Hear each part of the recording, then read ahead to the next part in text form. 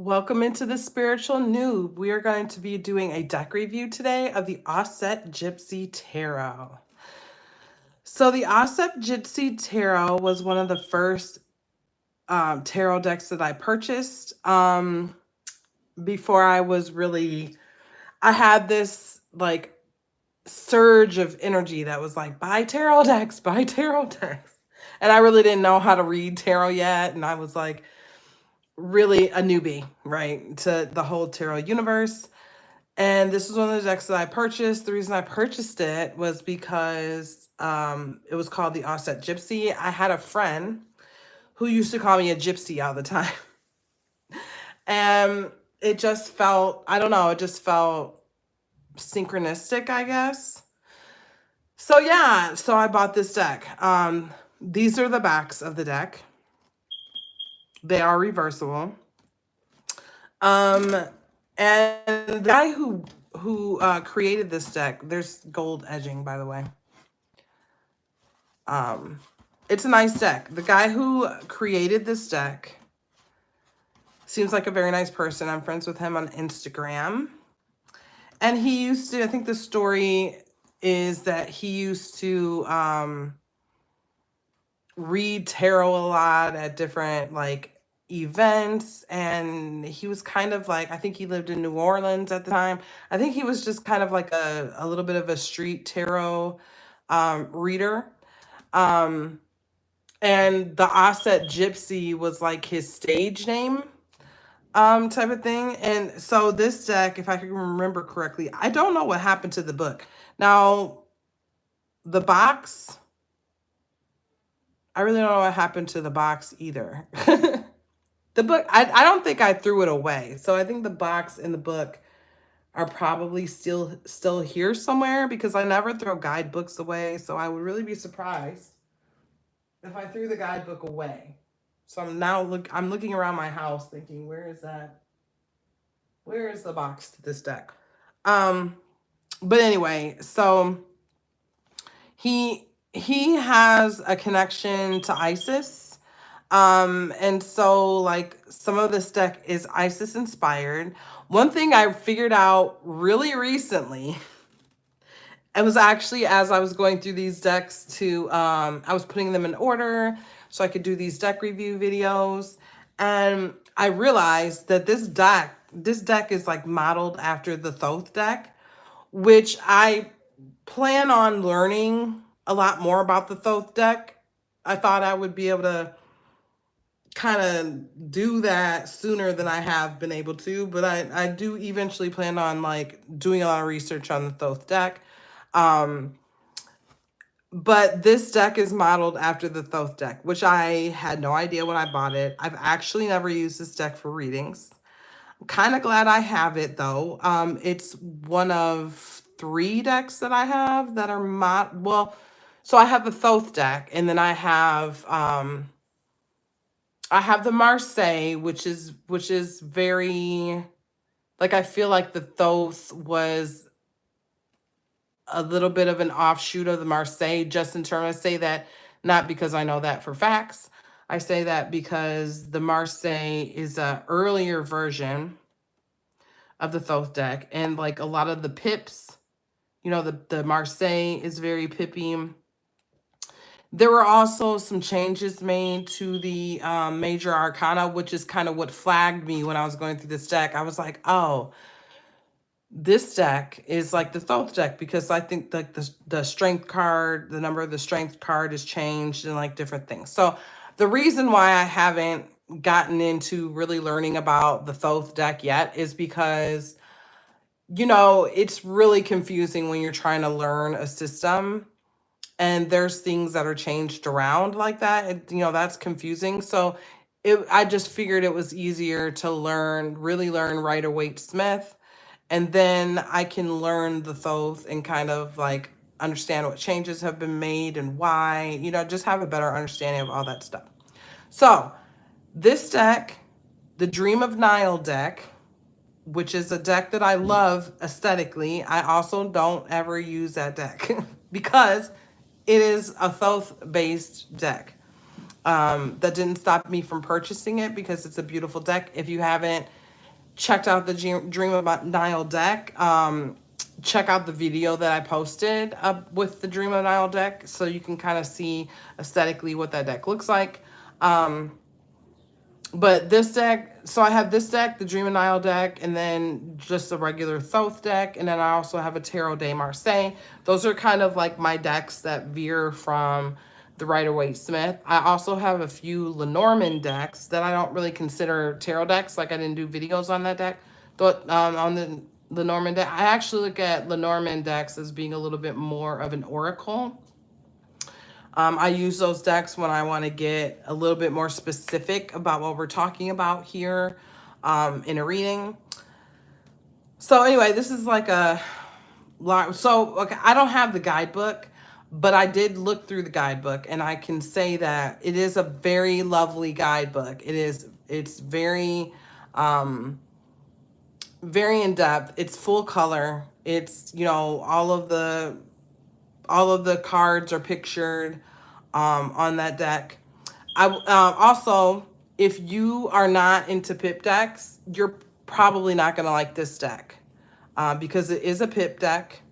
Much like Thoth and much like Tarot de Marseille, this is a pip deck. So just know that this is not, you're not going to get the nice full pictures throughout the whole deck. It kind of stops at the majors. You know, there's a picture for all of the major cards, and then it stops at that. I feel like I'm rambling. So we're just going to get right into the major arcana here. Before we do that, though, please like this video, share this video, and subscribe to my channel. I really, really appreciate that. And we'll get into the major arcana. So this is the Fool. And I believe that this picture of this Fool is kind of meant to represent the Auset Gypsy, or the creator of the deck himself, if I remember correctly from reading the guidebook. We also have the Magician,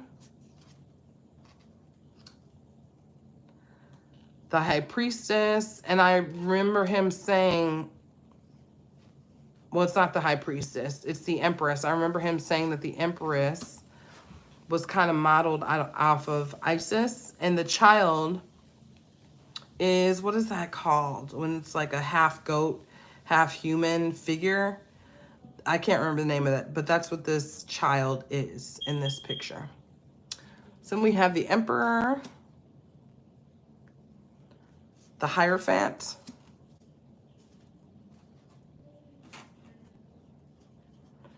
we have the Lovers. I believe there is nudity in this deck, if I remember correctly. We may have already passed a picture with some nudity in it. We have the Chariot. We have Justice, the Hermit, Wheel of Fortune, Strength,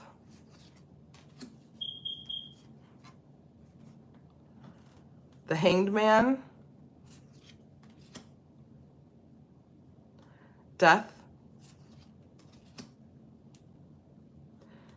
Temperance. And I'm noticing that all of the astrological associations are on the bottom here on the little banner, the title banner. So if you're interested in that, this is a good deck for that. The Tower,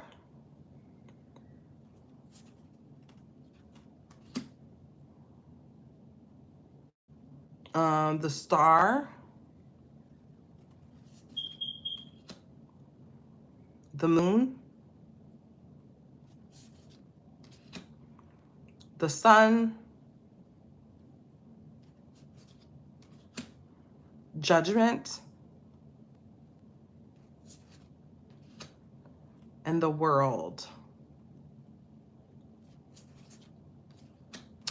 And the aces, you know, they have like little words, little phrases up here. So like the Ace of Wands says, know thyself. The Ace of Cups says,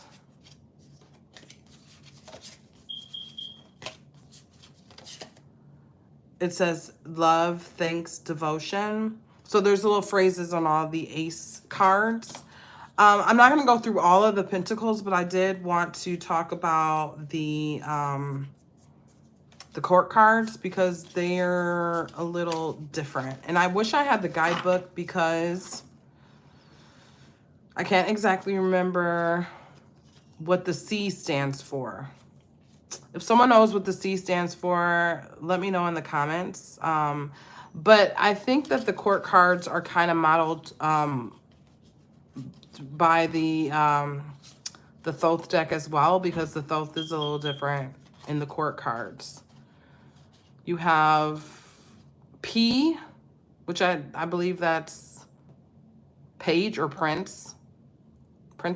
I don't know. You have C, which is probably like champion.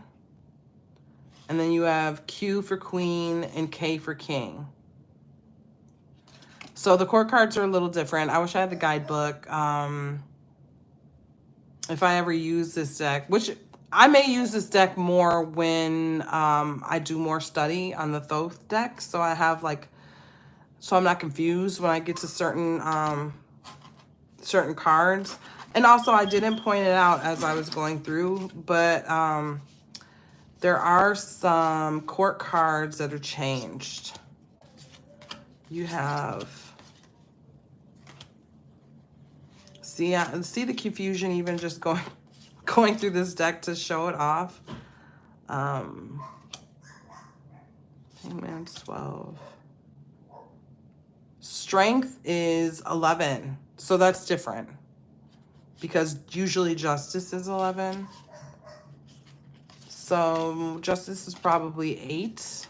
I'm assuming, yeah, justice is 8. So they've been a little switched around, which may be confusing if you're really versed in the Rider-Waite-Smith world. So yeah, just to show a little bit of the court cards, you know, this is cups. You know, they're just basic pip deck. So yeah, that's, oh, the other thing I wanted to say is that the cardstock is like a plastic coated. I remember when I first got this deck, I was like, what kind of cardstock is this? So I looked it up and it's a plastic coated cardstock. And that's probably my biggest beef that I have with this deck, because I wouldn't call being Thoth inspired a beef. It's just different. My biggest beef is that the cards are very stiff. And actually, so I have my copy of the Star Maiden Tarot here, which is also like a plasticky, it's got a plasticky finish to the cards. I love that. I think the Star Maiden right now is my favorite deck. I didn't say that when I did this video, but I think it is.